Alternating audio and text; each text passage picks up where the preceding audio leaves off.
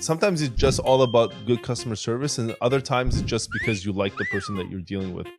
I had a person about a year or so ago call me up. From that, we started going out for lunches. We just became friends. But luckily, there's a cohesion of friendship. You're not just the advisor, but you also become pretty close to these clients. So it's kind of like a double-edged sword. Yeah. In a good way, obviously. No, but let's not get into that.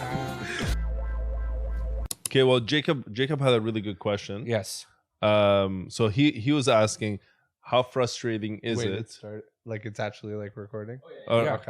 Okay. Well, I said relax and take. Maybe you do an intro before you start talking. Oh, hello and welcome to Movie Phone, right? Remember that? Why don't you just tell me the name of the movie that you're trying to see? Okay. So for those of you that just tuned in, Jacob was just asking us, how frustrating is it to work with a client that potentially doesn't even buy or doesn't rent or whatnot? So you feel like you wasted gas money. Like how would you feel, Elliott? It can get annoying sometimes, but I think that, when you're coming into the real estate game, that you have to realize that shit like that happens. Yeah. Is he allowed to say shit? Why are you looking at me? Well, I thought you were the moderator. I'm the moderator? Yeah, we're going to have to check the book on that one then. I'll get back to you later. Pull the video up. No, but I think that if you're going to be a realtor, you have to understand that, you don't get paid an hourly wage, and things like that can happen where you can spend a ton of time with a client and then they turn around and disappear and don't end up getting a paycheck from that.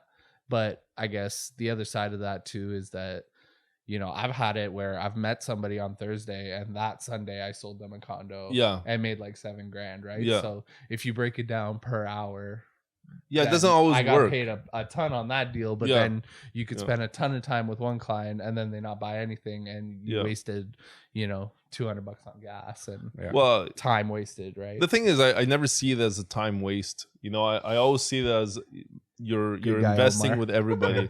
What's that? It's a good guy, Omar. I know. You should learn from me. But he's not wrong, right? Because sometimes you'll get somebody who you're hoping to do some work with, and for whatever reason it falls through. And they might look back and be like, oh man, you know what? I should have worked with that person. And then you start getting referrals from that somebody who you treated well, didn't sell anything to, you didn't make money off of them, but you'll make money off the referrals. Hence Omar saying that, it's never a waste. Yeah, it's truly never a waste. And like, think about like your example right there, or any situation where, you work with a client and then it didn't materialize for whatever reason. Like, you're not there to tell your client, no, you must. Now that we started working together, you must buy. No, it doesn't work that way, right? When the client is ready, I've been doing it wrong the whole time. You're like, we already did to a house. So listen, I showed you a house yesterday. You have to buy. You don't want to buy? What is this? But then like 2 years later, they come around and then they buy, and then maybe they'll start like now you've built a really good relationship with them. You were there for them. You understood their needs. You realize that, hey, it's not time for you, and let's slow down the process. Let's redo our due diligence and whatnot, right?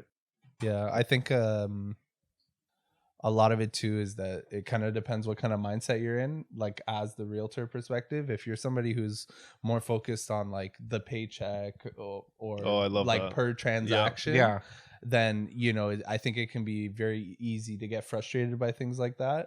But not even saying this just because we're on camera, but we talk about this regularly. It's all long term, right? So we're in it for the long run. So Rabieh brings up referrals. Like, this person may not buy with you, but you provided them such a good service that they like you.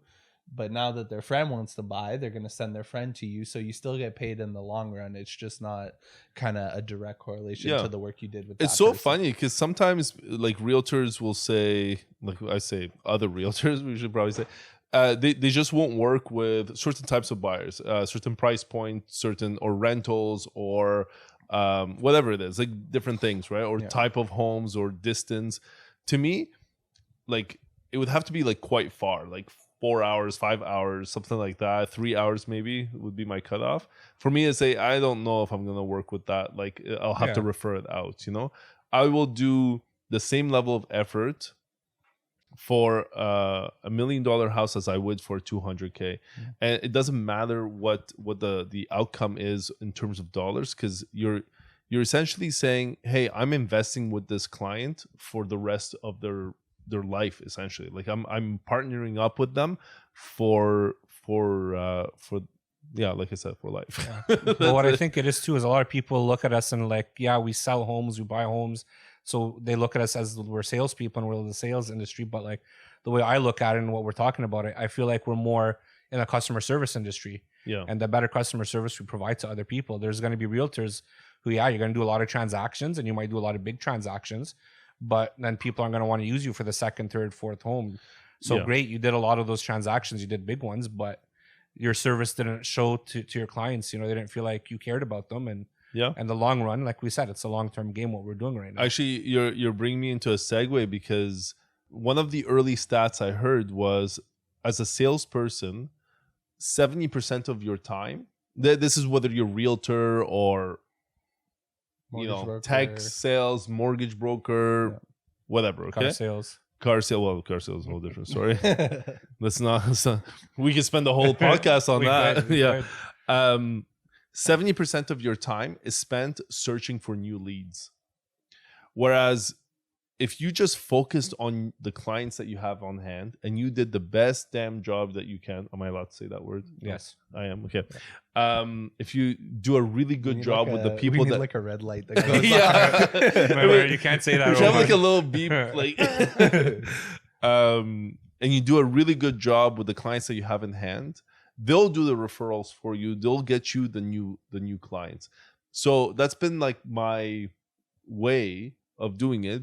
And largely the way I started was, I didn't have that much time to even look for new clients, let alone I used every minute possible to serve the clients I had. And as a result, those people refer me to people.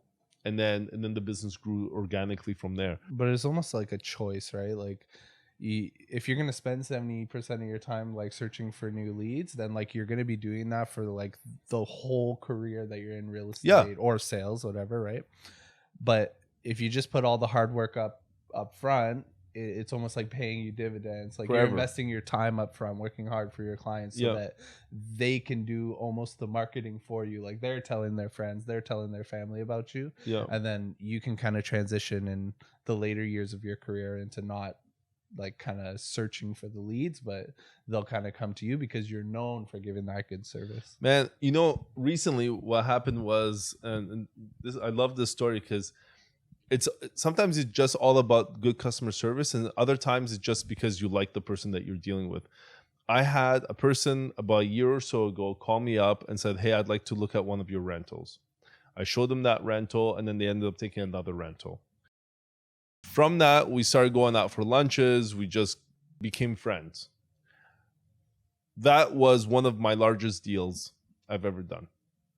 I not the rental, but then I ended up selling them. Oh yeah, yeah. And then that's why you don't want to use him as a realtor, guys. Yeah. One day they called me up and they said, "Okay, I think I'm ready to do this. What do you think about the market? This and that." We didn't even talk about price point or whatnot, but what we just talked about was the economics behind it. Is it the right time? Is it not the right time? What type of houses are available? And I literally just explained the overall situation, and it turned out to be somebody who had the capital to make a variety of decisions and is able to exceed the average home price. And that was one of the largest sales I've done in my career, and all of that just because I became friends with this person who most other agents would have said, oh, you're looking for a rental, let it be. Yeah. And I and just out of cohesion. But what if me and that guy didn't get along?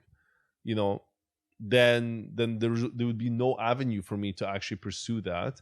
But luckily, there's a cohesion of friendship. Then I think that's the whole business, is that you're not just the advisor, but you also become pretty close to these clients, so you become friends with them. That's probably one of my favorite things about being a realtor, is that like half of the work that we do doesn't even feel like work because you get along with the client. Like, the client's your friend. Not every client, obviously, but a lot of them end up becoming friends of yours, and that just makes like going around showing them houses, doing the deals with them, it makes it that much more enjoyable to do it, because you're going to be Yeah. doing it either way, right? I don't know But, why yeah. anybody would want to be friends with Rabieh, but I know, but sometimes Because you I have a gotta pool, make do. guys. We talked about this in the already last talked about episode. that. I have a pool. That's why people like me. yeah, we went That's about viral it. with that one. Yeah, we did. No, you're a good cook too. yeah. But your liner is really old. But let's not get into that.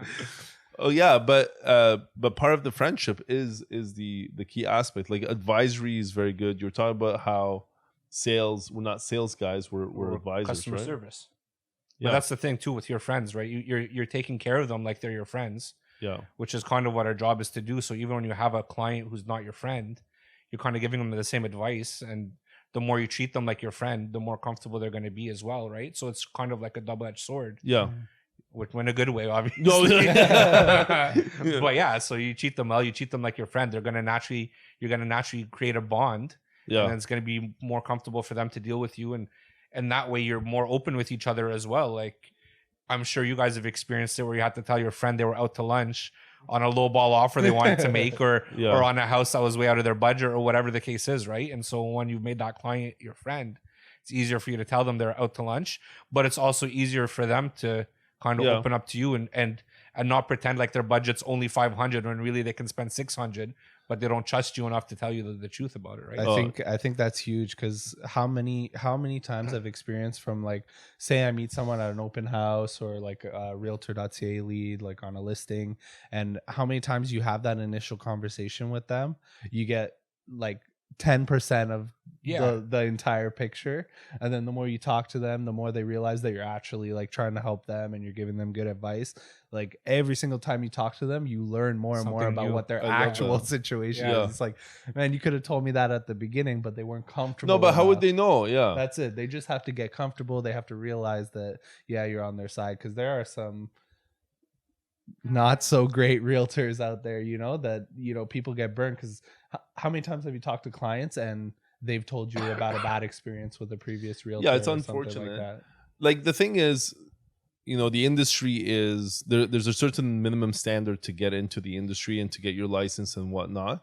But there's no way for the government to essentially be like, he's going to provide a very good service or she's not, or like, how would you know that, right? The level of service is different, right? Like Yeah. the realtor that's charging 1% is not giving you the same service as the realtor that's charging you the 2.5%, right? Like, Correct. It's impossible for you to provide the same amount of service. People could pretend like, and there's nothing wrong with that, right? It's just a a different it's a different different avenues, business right? model. Yeah. So like, Also, it also depends on the client too and what they're looking for. for sure. Not everyone needs us to advise them and help them. Some people have sold multiple houses and they know the market, or at least they think they know the think they market do. Yeah. enough that they're like, well, I don't need all that extra advice, and so that guy steps in and makes their quick buck. Not saying that that's always the case, that they're just Yeah. trying to make a quick buck, but like, But I think like as a message to all new realtors out there is tons of advice that you can give to a client outside of them just instructing you what to do. Because to buy or to sell is a transaction, right? The whole conversation up until that is the advice, and then the negotiation throughout and whatnot, that's your added value. But you go over to your mechanic and you say, my car is making a sound and I think you have to replace the muffler. Can you make the sound for us? I don't know what that's probably a chicken. The car is making a chicken sound. Replace my muffler. Okay? So Abudi goes, he replaces the whole muffler. Okay. is he paying you for this plug? Or- Yeah. On Stevenage. Hashtag. So let's say Abudi does it and then doesn't ask me any other question and just obeys my instructions. I'm the client. I said that my muffler needs to be fixed. And then the sound's still there. I blame Abudi for the chicken sound that's still available, but he's the expert. I should be like, hey, there's a chicken sound in my car, and that's it. And then he discovers what the problem is and then fixes, if it's the muffler or the whatever, right? Why, like, up until that point though, if somebody just says, hey, sell my house or buy my house, then you're essentially just following the direct transaction and you're not providing that value. And what if it wasn't the right decision for them and they just don't know? Yeah. because they have limited vision on it. You might see the whole market, you might see different financial perspectives, and that's why somebody calls me up and says I want to sell my house. I say, okay, can we talk about it, this and that. And sometimes clients tell me like, well, no, I'm pretty set on it. I'm like, okay, that's cool, but I think that's part of why it's important to talk to multiple realtors, in the sense of getting a feel for what they're doing. Are they actually like looking out for you, or are they just the order taker?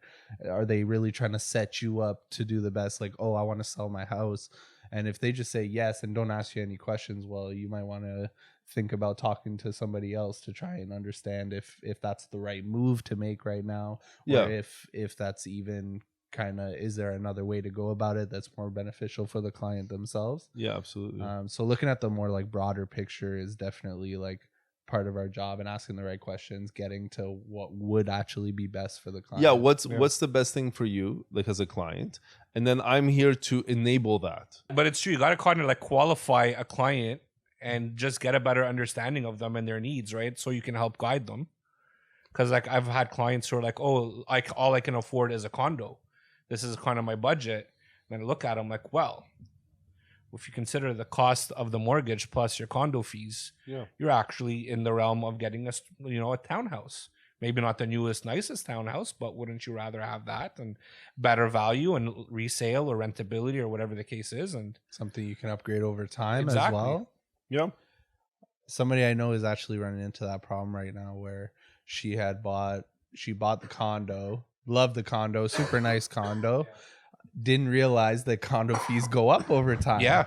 And recently she had gotten kind of updated that her condo fees are going up by like 20%. Oh, great. And the condo fees already like $540, Yeah. right? So that's like quite a bit of an increase. Like, she's obviously okay, but in some situations, if you're living on the line and you get hit with that straight away, then that could be detrimental. do or die almost, right there. right? No, for sure. So those things come up with condos, townhouses. You don't really run into Well, that's that the problem, thing, right? You get into the townhouse, and you're paying a little bit more upfront, maybe, and maybe your mortgage is going to be more. But when you take a look at the other fees that you're avoiding, like condo fees and special assessments that might come up, whatever the case is, based on how other people might be or might not be taking care of the building too that you're living in, then you may as well have. Well, I'm gonna be devil's advocate. Talk to me. All right. Talk to me. Okay, so is it better for you to have a special assessment for a roof and pay $500 extra, $2,000 extra, or you own the freehold now and you gotta replace the whole roof, and then that's $10,000 all for you? For some people, I feel like the condo kind of setup is for peace of mind, because you're like paying into it over time, and like your special assessment is obviously going to be less than doing the whole thing at once. But how often is your roof going out, right? So like, yeah, it depends. If you buy a house that's like right at zero, like the roof is brand new, or the AC is brand new, or the furnace or whatnot, right? Then that's great. But then when you go sell, then there's going to be a depreciation in the value versus that, right? Whereas with the condo, that money is saved up, and then so you didn't have to spend the $15K all at once, let's say, for the roof and furnace or whatnot. But in this scenario, the next person is going to see it as, well, there's tons of value in the condo because the reserve fund is quite large and whatnot, right? But I think you could also argue that if you buy a condo, live in it for a shorter period of time, like 2-3 years, potentially in that 2-3 years, nothing happens. You've been paying your condo fee all this time, and it doesn't help. And then because like you didn't get use of the condo fee that you were paying to its full extent of sorts. Yeah. And then the other problem that you can run into with condos is if it's poorly managed, right? Because you have the board, which is made up of owners within the building. Yeah. And if they're not good with managing the money of the condo, you can run into all sorts of financial problems. So, which is true, but we help you select a good condo. I'm just saying in general, you know what I mean? Like us at Lotful Realty. Lotful Realty will never have you in that situation. No. You can never say never. Disclaimer, legal disclaimer. Anything can happen. Okay, well, if you're working with Omar, it might happen. No, but like, it depends on the budget too. So we get you the best condo within that budget. We get you the best home within that budget.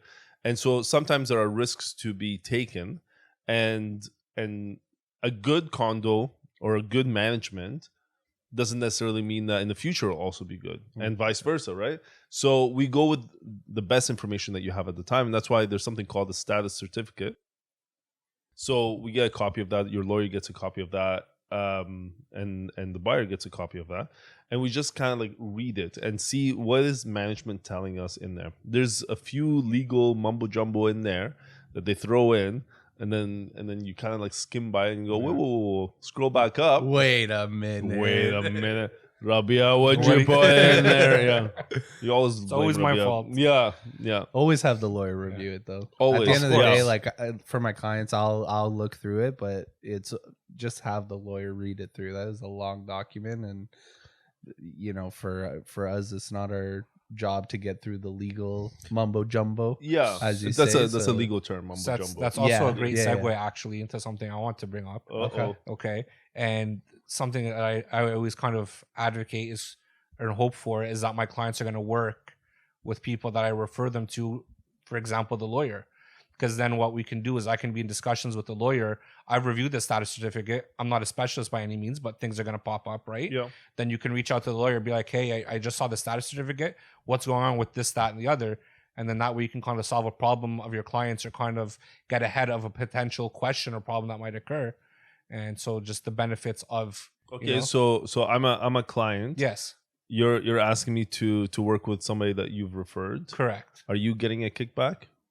I mean, personally, no. Okay. Some people might, but for me, it's just again back to the whole customer service aspect. So what's your intention of referring somebody? My intention, I'm just playing Yeah. the like. No, 100%. Obviously, I do the same. Yeah. I'm just the whole Except Omar gets kicked back. No. No, he doesn't. the whole I actually I hate kickbacks. I hate it because Yeah. then it makes it that you're working with that one individual as a result of that motivation, For sure. and not because you think that individual is actually good. And so, you know, any of the mortgage brokers Yeah. we work with, like on our team and whatnot, well, they're not on our team, but you know, they're kind of a within our circle. circle of team, whatever you call them. That's what I love. I love that cohesion. They're on the same page. We don't exchange money. I don't like that. But I know, like you said, I other think people it's do. just more from a customer service aspect. Number one, I'm not going to refer them to just one person. Yeah. We've got multiple people, whether it be lawyers, mortgage agents, inspectors, accountants, whatever the case may be, right? Now so- all your mortgage brokers and lawyers are gonna hate you now, but Well, I mean, listen, they all have We multiple got you, we realtors. got Let's you. be real Yeah, here. yeah. If they're gonna try and lie to me to be I'm the only Yeah. realtor, Yeah. I should be getting some more referrals out of them. Is what I'm gonna say back. Yeah. But that's the whole point, right? Yeah. You're dealing with people you know are quality. You know your clients are gonna have good experiences, and not every client is gonna jive with everyone that you have, which is why it's good to have I multiple love people. that. I love that. Right? Yeah. Because they might, when before I became a realtor, was I gonna refer somebody to Omar or would I refer somebody to Elliott? Well, depending on their personality, Obviously, how Omar. thick their skin is, how punctual they are at being at appointments, I'll refer them to different people. Yeah. But the whole point is that you're referring them to somebody you know is good quality that's going to jive with them, and you can get ahead of any problems that might be occurring. And it's just a smoother transaction, a smoother transition because you can get Absolutely. ahead, status certificate, whatever the case may be. So I think that's one of the biggest things for me is being able to get ahead of problems before they become a problem for the client, right? Yeah. Because like going through the transaction, if they're not somebody who does it regularly, it's stressful no matter what. You're dealing with a large amount of money. But if the client is getting like inundated with like all these tiny problems that aren't really problems, but to them are almost positioned as you should have problems. and you should have solved that from the back That's end. it. And we could have done that if they work within the circle, right? Because if they're working with XYZ mortgage broker and me and that mortgage broker don't Is that have a real company or relationship- no? No. Okay. oh really? Because they kept mentioning them in the in the Oreo books? course in the Oreo books. Yeah. There was It was XYZ ABC Realtors. I every thought time maybe there's they an were real ones. agency. They were just getting Brokerage. a kickback for plugging them into the Yeah. textbooks. I think that's where I get it Main from. Street, on any main street, on any street, anywhere town. Yeah, I thought these were all real places. No, but if that guy is not like as high standards as we would refer out to, and with the communication and whatever the case is, and we can't openly have the discussion to sort things out like without bringing the client involved, then that can make things even more stressful for the client. Where within the circle, we're able to kind of sort out problems that aren't really problems without the client even having to worry about it. And once it's solved, you can kind of go to them and be like, "Hey, this came up, but it's dealt with now." But I do see the advantage of, there are pros to bringing people outside the circle, let's say, and I'm not saying that you shouldn't be working with anybody new. It's just that it's better customer service, like you said. So if the person comes in with their mortgage broker or their lawyer or whatnot, and we you use work them. with them. Yeah, obviously you Of work course. with them. Yeah. Recently, I've been in situations, and I feel like in like slower markets, these like new relationships that we make with mortgage brokers or lawyers or accountants, Whatever the case is. Yeah, in this type of market, they tend to provide better communication, and we have time to nurture that. Whereas during the hot and fast market, people were just trying to like keep up with their work, that if you don't even have an existing relationship with them, it was like you never heard from them, and then something goes bad. I hear it from the client. I hate hearing professional problems from the client directly. Yeah, for sure. I want to hear it from my colleague, right? Because they also don't fully understand it either, right? They're not submerged in the industry. They don't know all of the terminology. Yeah. And so something might actually sound a lot worse than it actually is to them. And then they come to you panicked, and you're like, whoa, guys, this isn't a problem. This is like an everyday occurrence. They're like, what do you mean? This isn't normal. Like, it's not normal, but it happens more often than you think. I know how to handle it. Don't worry. Just leave it with me, and we'll fix it for you. I think then you look like a superhero. Yeah, I don't mind it. Yeah. I think Elliott went through a pretty hard closing recently. Oh my gosh, nightmare A to Z, this whole deal.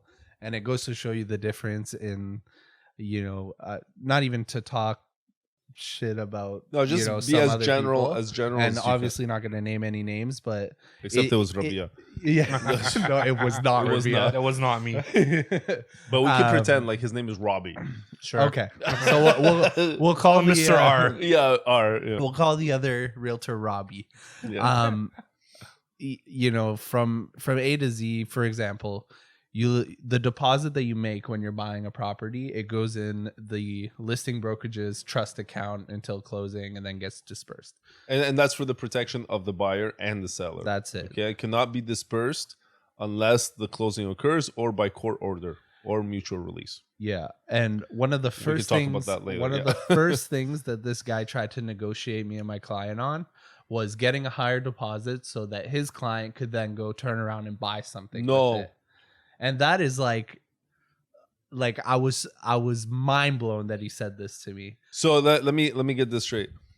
The seller's agent said, "Give me the deposit," or do you say like give it to the sellers? Like he was, so in every offer you make a deposit, it's like good to the faith, brokerage. and it would go and held in the listing brokerage's Yeah. trust account.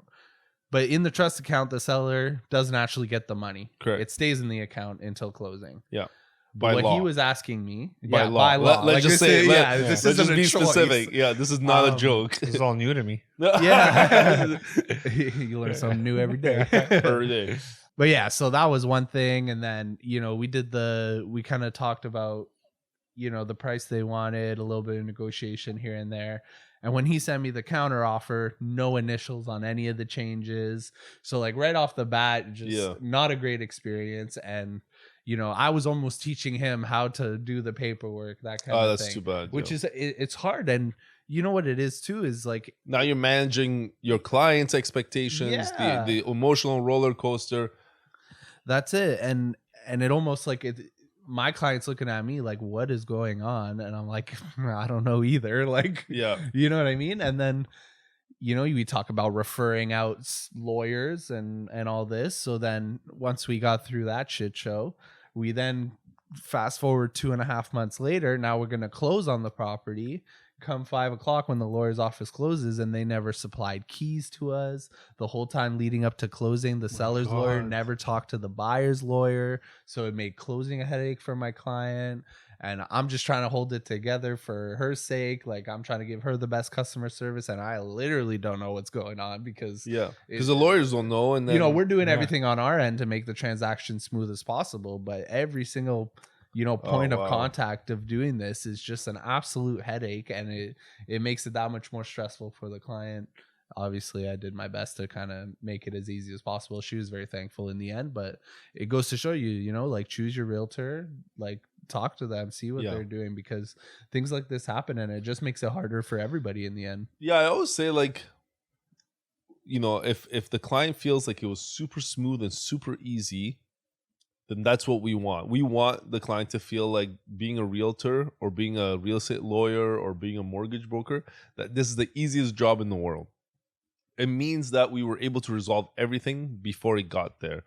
But most of the time, if there are issues and you have a good team of professionals working together, then these issues become mundane or the behind the scenes, and then you just kind of report back to the client and say, this was the issue, this is how we resolved it, and whatnot. But to be clear, like, problems happen, right? like nothing is 100% smooth sailing, right? Are you okay?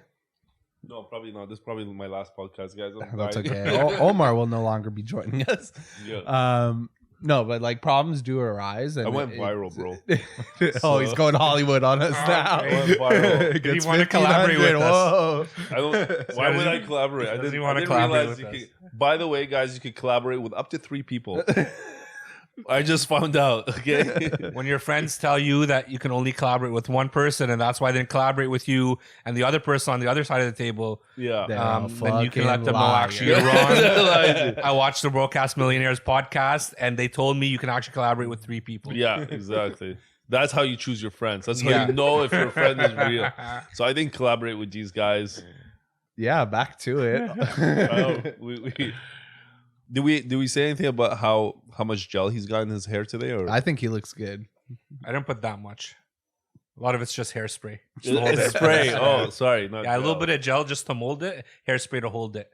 I know you wouldn't understand that, but No, I don't. yeah, Yeah, I used to. I Yeah. used to have longer hair. Don't care. You know. don't care. Yeah, Yeah, like Elliott's, but like nicer. Yeah. Oh, we get it. Yeah, you were saying something somewhat important. Well, we were talking about that nightmare deal, and then I Yeah. finished Yeah. talking. Yeah, then I said something. yeah. Rabieh totally messed us up. It's falling apart. Yeah. Okay, so question then. I think I asked you last question, so I'll ask you. Sure. So I'm a seller. Okay. Okay, I want to sell my house. Why should I go with a realtor? I've sold 5 houses in my life. Mm-hmm. I know how to sell. Mm-hmm. So what can you bring? Why should I choose a realtor? Well, first and foremost, if it's your home, I'll wait for you to finish. I think the first thing to consider is, number one, it's your own house. You've got an emotional attachment to the house. You've got a love for the house. So, as Eve once said, love is blind and it'll take over your mind. So are you going to really see things clearly when it comes to selling your home, comparing your house to other houses on the market? Wait, who said that? Eve. You don't know Eve? Eve, like the singer? Yeah. Love is blind. It'll take over your mind. You don't know that song? No. It's okay. Who's Eve? You learn something new Who's every day. So about She's a singer. 10 years before you were born, Elliott, there was this girl named Eve. She was a great rapper, singer. 2010. She did a few movies. I wasn't even born in 2010. Were you?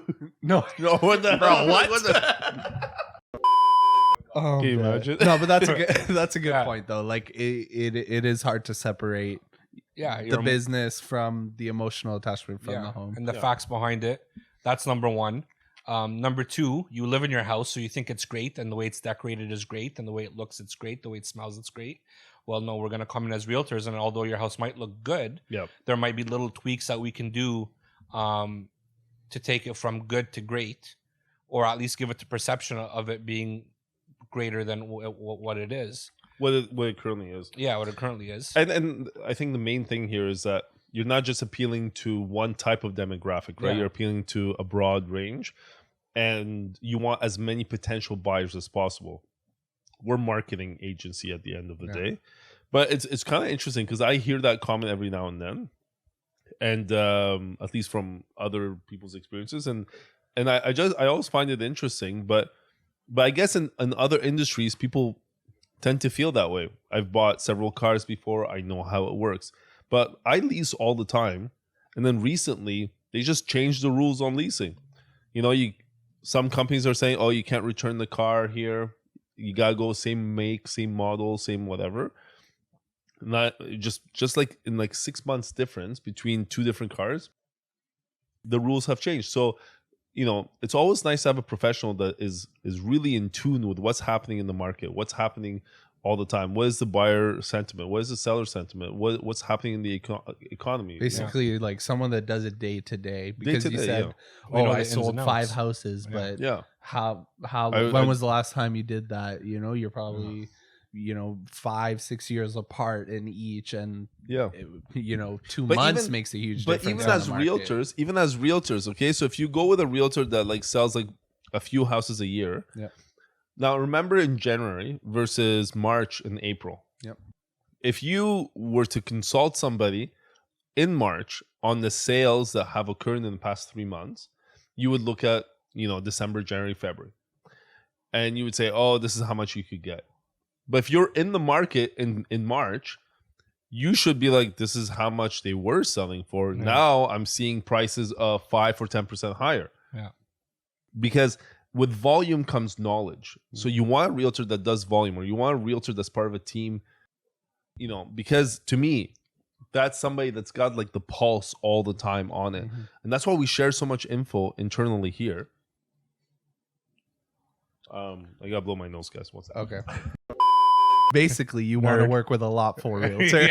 yes. No, but it's true though, because even in what was it, kind of end of February, we started to see at the lower price point multiple offers again start to happen. Yeah. But if you're not somebody that's like actively showing clients properties, or at least like looking at what's new on the market, what's selling, if you're not actively dealing with the market, you wouldn't have known multiple offers are back until probably end of March. You're a whole month and a bit behind. 100%. You know what I mean? And a month is a lot. Even a week is a lot. Huge. I remember when I shopped for my last house with Omar before I actually became a realtor. Do you remember that? I remember those. Oh my gosh, it was a thick of like the pandemic and nuts. everything going crazy. And the market was changing literally week to week. Yeah. The second we thought we got a pulse on the market, It changed. it changed. Yep. And Well, we tried to stay cool. yeah. Remember that? I mean, I house? stayed cool. Yeah. I don't know about my wife. It's a different story, but Oh, I Yeah. thought you were gonna say Omar was panicking. No, I mean, he was in some instances, but I was like, no. I just loved seeing you guys all the time. right? I just loved it. Back to We the did- friends thing. He just wanted to hang out with you. He I didn't mean, want to sell you. I a played house. pranks on them. Oh my gosh, yeah. That was the best. Yeah. No, we had a great time, but we probably put in 30 offers or something. Something crazy like that.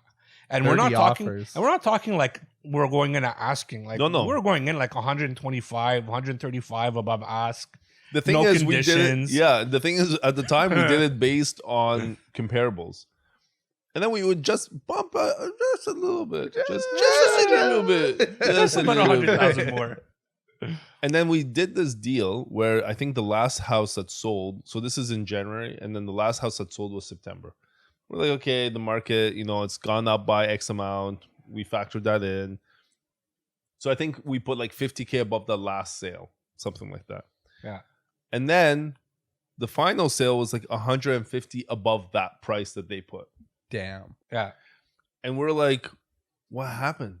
Like what? What happened? No, you guys don't even know. We put this Li- offer in. We got an inspection done before we even before the offer date. And we went in 125, 135 above ask. And like, we got this. Like, we're shooing, we're good to go. And then we're sitting there waiting to get a response. And we're like, Omar, what's going on? She said she'd call us when we were close. I'm like, well, Omar, why didn't we get a call yet? So he calls, and he calls back. He's like, guys, we're not even close. Like we're like not even in the ballpark anymore, I think They're it playing finished a like different 90. sport out here. But people were throwing in emotional numbers. Like so like I'm okay losing offers in those scenarios because you can't, there's a certain amount that you're gonna pay for a house, right? And you don't want to be the first one to be the highest price in the market neighborhood. because you'll never get appraised. Right. So you hope to God that by the time it closes that there's a couple other sales that occur and then that you could get appraised.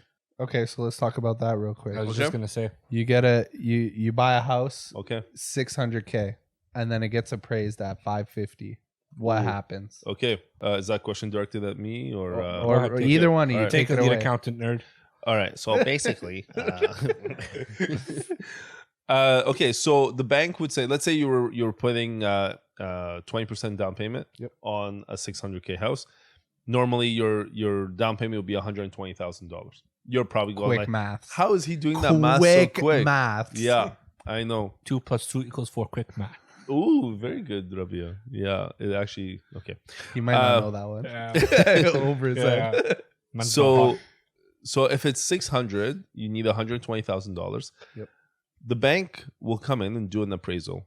The appraisal comes back at 550. That down payment is $110,000. The bank is going to take the lesser of the purchase price or the appraisal amount. Okay. So now you have to bridge $50,000.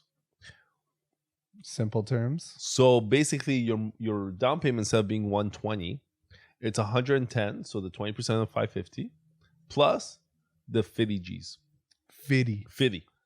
So now you are at $160,000 down payment when you were supposed to be at 120. But what if I only have 120?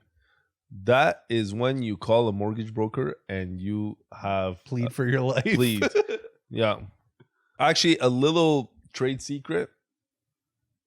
I don't know if I want the government to find out. But if you're putting 5, 10, 15% down, like if you're getting insured or whatnot, sometimes there's no appraisal.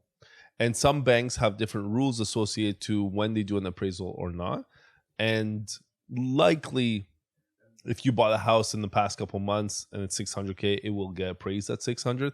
But if you bought it a year ago and it's closing now, so new builds, a lot of people are having a hard time. That's where the issue. I feel like something that's happening right now Yeah. is that the new builds are. But it's not 50K, man. Yeah. Bro, it's like It's more. 100,000, if not more. And then you hear about in Toronto when magically It's new supposed to build be neighborhoods Toronto. get burned down. Yeah, But it's a coincidence. You know what I mean? it's very Just coincidental. exploded in the middle of the night. Yeah. All these people, they're paying the difference. Yeah, so today I got another email. It's basically somebody's asking for a second opinion. They bought the house at 700,000. Appraisal came in at 600. I looked at the appraisal report, pretty much straightforward, dead on, and it ends up being that people are covering that out of pocket. So there are B lenders and private lenders that have different methods of evaluations, or they just allow you to get a higher amount of loan. So instead of 80% loan to value, so that's 20% down payment, you would do, let's say, 15%. But that comes with higher interest and more fees up front. But it'll get you through. But get you through. Yeah, like getting sued by a builder who has deep pockets is not fun. You know, I've never been through it, thank I was God. gonna say it sounds Yeah. like you've been there, done that, Omar. No, but so sometimes they'll negotiate with you and they'll say, you know what, I'll hold your deposit, but then you just lost money. Yeah. So I rather that you go ahead with the purchase, close on the deal, and then as soon as you're above water, then you get rid of it, or we find out what to do best with your situation. But to immediately materialize the loss, it's kind of like when the stock market goes down and then you're like, okay, Sell at a loss. yeah, Don't sell do a loss that. right away. No, Don't just do wait. that. Like you already lost, so just wait. Don't Yeah. materialize it. But the question comes down to, I only have 120,000, which is a great amount of money, but what can I do? You know, so sometimes you could do 5% down payment at that point. Let's say they did appraise it at 550, and you put 5%. So then they'll say 5% of the 550. Okay, it's actually going to be 5% of the first 500,000, and then 10% of the next. So that'll be $30,000. How did he do that? Wow. Yeah, how did he do? And then you still have to bridge the 50K. So now you're only doing what did I say? 80,000. So 50 plus the 30K down payment. So you actually have more money left. But you may not have been able to qualify at the 5%, so you go and get a cosign or something like that. There's different ways that you could go around it if the appraisal comes down I pretty feel like low. that's just our job is problem Yeah. solving. Yeah, like we have to be majority of it, creative. right? Yeah. But that would be a good problem to have, because then you only putting 80K down, you got 40K left. Yeah. You take that, you flip it into an investment. Now you've got 2 properties Wow. for the price of 1. Look at that. It's true. It's very, very Broke-ass true. millionaires, Facts. baby. Yeah. Accumulate as much as you can. That's the game here. Did you know that 20% of Canadians are investors, so own 2 or more properties, and 1% owns 4 or more. So where you want to be? Are you in that 1%? Way past it, bro. Subtle flex. So I don't like to flex. I don't like to. It's because he doesn't have muscles. Yeah. I don't even know how to work out. I've tried before, but yeah. Okay, so we had a couple other questions that I wanted to ask you. What is multiple representation? Have you gone through a scenario of that? I haven't. So what multiple representation is, number one, is when you're representing a client on both sides of the transaction. Yeah.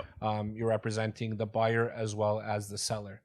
But sometimes what you can do in multiple representation is your representation is only on one side of it and you're providing customer service to the other side. So like a tenant and a landlord scenario. Well, that's the most times that I've dealt with it is going to be more so on rentals. Yeah. Just because we have a vast database of rental properties because attached to Lotful Realty. I don't know if you're familiar with Innovo Property Management. Yeah. I'm very familiar. Yeah, so that's another plug, guys. But yeah, so a lot of the times you'll be representing the landlord, for example, and you'll provide customer service for the tenant who's applying. Yeah. It'll happen as well when selling and buying homes too. But we don't really list as much because we like to buy, hold, and buy some more. Yeah. So now there's a new regulation that's coming out. I think they changed the name. It's TRESA now. Yeah. Probably the public is going, what the hell is TRESA? So it's like essentially make real estate great again. It's the same type of. It's like the same. It's basically better client service, better protection for the consumer, essentially. So basically what we've been doing. Well, yeah. But so we're the best. Regulations have to evolve with time, right? You know what else they're bringing with TRESA? Open offers, like sharing. Well, they're going to give you the option. They're going to give the seller the option to choose. Just like a seller can choose, hey, I want to hold offers, or I don't want to hold offers. I want to price really high. I want to price really low. I think that's going to add a level of confusion because when we're going with buyers, let's say I feel like with the buyers, they're going to be like, well, why on this one are they telling me and this one they're not? Like, why? Yes, I think it adds a layer of confusion. That's a good point. Yeah, I didn't think I think that I mean, I don't think the problem is that you don't know what the offer is. Like, I don't think that that's really solving it, but they want to make it more transparent at the end of the day, right? But I think they want to give the option to the seller.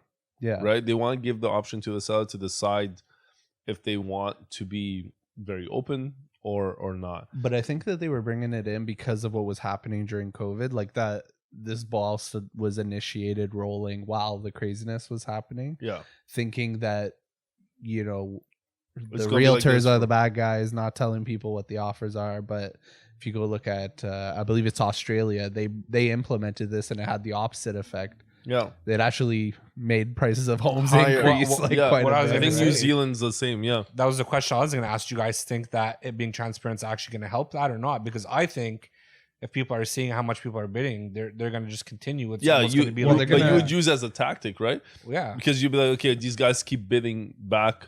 Like, you're going to play the tip for tag game. Yeah. Oh, they're only 1,000 above. Okay, let me go 1,000 above them, and then they'll do the same. But then at one point, you're going to be like, okay, I'm going to what is it? The nail in the coffin. So then, okay, this guy's been acting 1,000. You're going to try to read the other opponent, right? Yeah. And you're going to say 25,000. Chess, not checkers. Boom. Matches you. Right? Plus then, $1. Plus $1. Then you're like, okay, do I want in or out? And then like so it could get very, very far. And at one point, who's gonna give up? Yeah, right. But I think that drives the price higher than the situation where I say, Omar, put what you're comfortable paying, your best offer out on the table, and if you don't get it, then we cut our losses and go. I think that one and done. You know what I mean? One like, and done. Like, okay, we know we're up against other offers, so put what you'd be okay with losing. Like, you put this amount of money down. If you lost it, you're okay walking away from it. So I think what's going to end up happening is on the properties are not very good. They're not very exciting. People might do the blind bidding, let's call it. And on the houses that are really nice, they might open it up. Yeah. let's say it's that philosophy. Well, on the really nice stuff, emotions kick in. On the really, that's emotional. Yeah, it becomes sometimes renovators and investors that want to get it.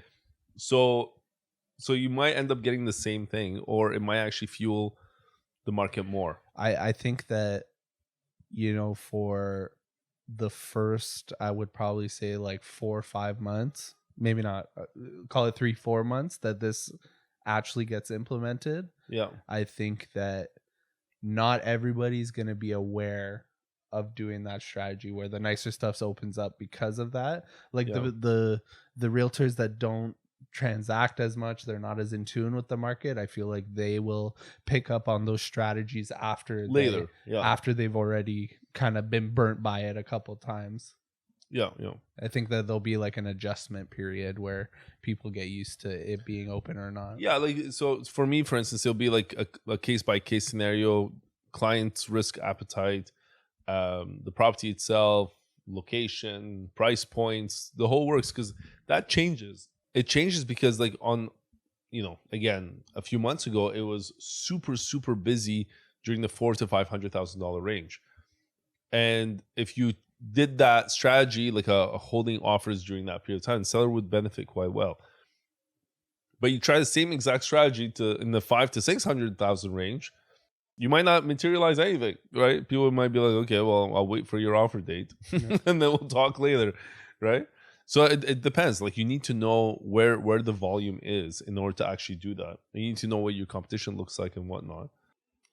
Sometimes it's hard though, with the market changing so quickly. It's almost one of those things where you might not even know necessarily. We seen in this price range, let's say the 600 to 700. Yeah, we've seen a couple of them go in multiple, but a couple of them not. So it's kind of up in the air if that strategy is going to work or not. But being able to kind of like put it out there and see if it works.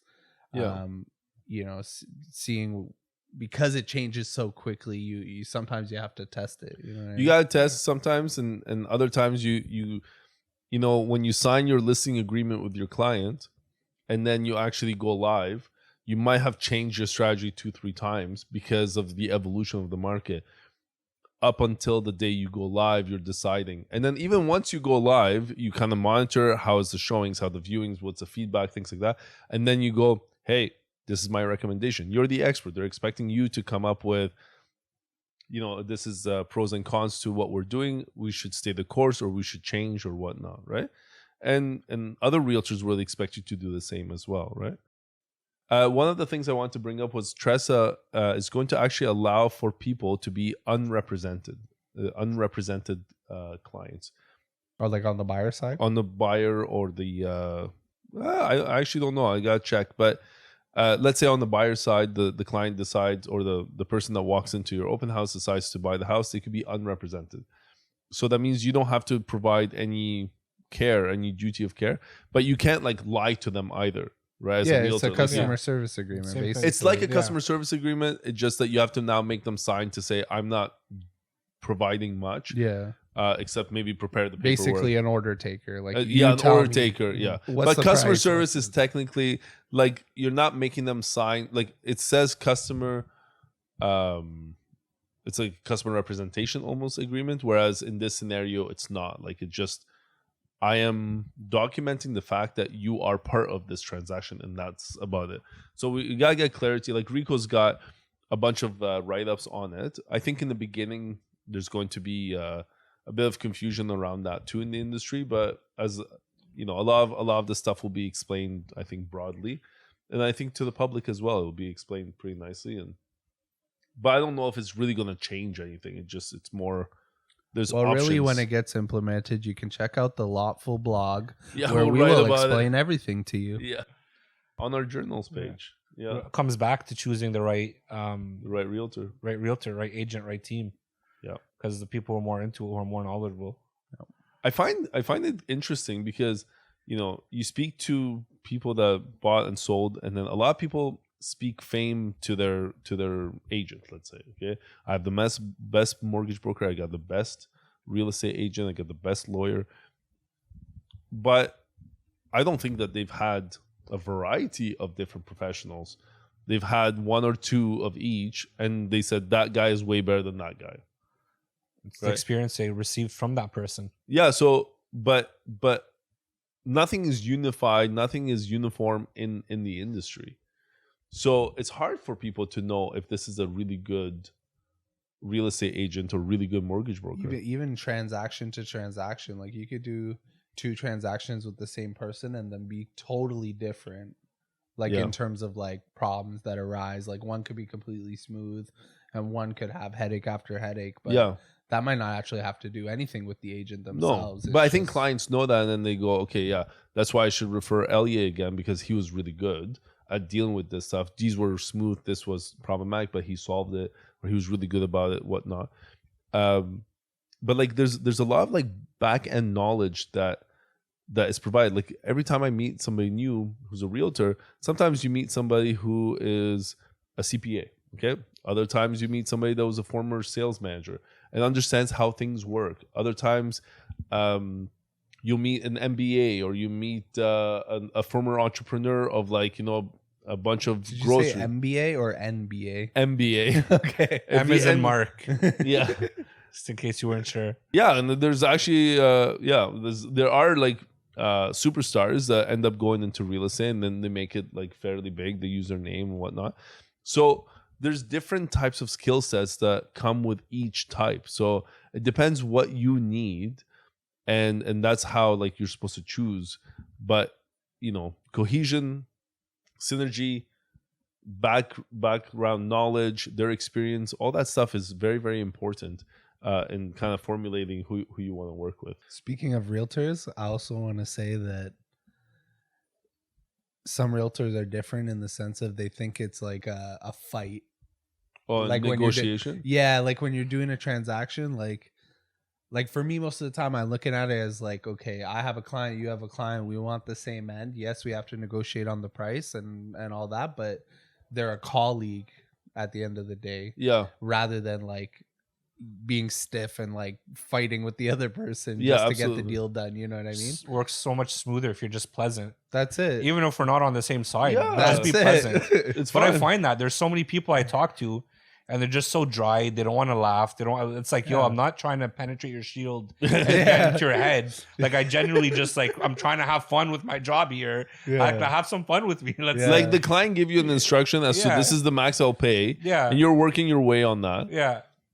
And then some people like literally like just ghost me after the deal's done Yeah. because they're like they're mad that we got the price. Well, I'm doing my job, you're doing yours. Yeah. We I could just did mine better. yeah.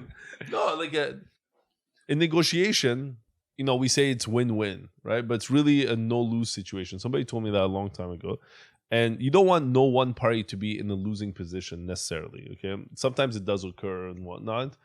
But you want everybody to be satisfied with the deal that they got, that it's a fair deal. Now, if it's a little bit more fair on our side because we're representing the client and our best, like the best interest of our client, sure. But at the end of the day, you also don't want the other party to feel like they got pulled because you don't want them to feel screwed. Yeah, because then the closing, like there's a whole trust here, right? Because if from now till closing, I trust that you're gonna take care of the house that I'm buying. Yeah. Right. And not like just like mess around with it and not take care of it and whatnot. Because you could pull all the legal mumbo jumbo again on it. At the end of the day, there's a trust that occurs between all the professionals and between the buyer and seller. And if that trust is not there, it's not enabled, then the whole transaction becomes very, very difficult. And then the buyer ends up getting a property that they're not trusting. They don't know if the furnace has been maintained and grass cut and light bulbs or whatever, right? So in conclusion, deal with Lawful Realty and their agents. We are the best. Thank you guys for watching. That was what, episode 2? Episode number 2 of BAM. Gotta love it. Yeah, thank you. Broke-ass millionaires, Broke guys. ass millionaires. We're definitely broke. Yeah, but we'll get to actually why we call ourselves broke-ass millionaires next time. I think that'll on be a episode cool 3, so tune in. Don't change that dial because we'll be right back.